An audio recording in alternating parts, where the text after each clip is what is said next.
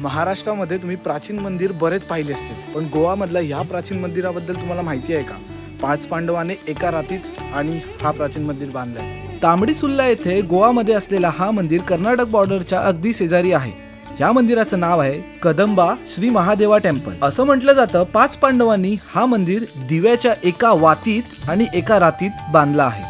13व्या शतकातला असलेला हा मंदिर कदंब शैलीने बांधला आहे। मंदिराला तुम्ही जर नीट निरखून पाहिलात तर हा दगड हितला नाही आहे, बेसाल्टीय दगड असं म्हटलं जातं, जे दख्खनच्या पठारावरून इथे आणलं आहे। आता आपण मंदिराच्या आतमध्ये जाऊयात। मंदिराच्या आतला जो गाभारा आहे ना, तो खरंच खूप सुंदर आहे।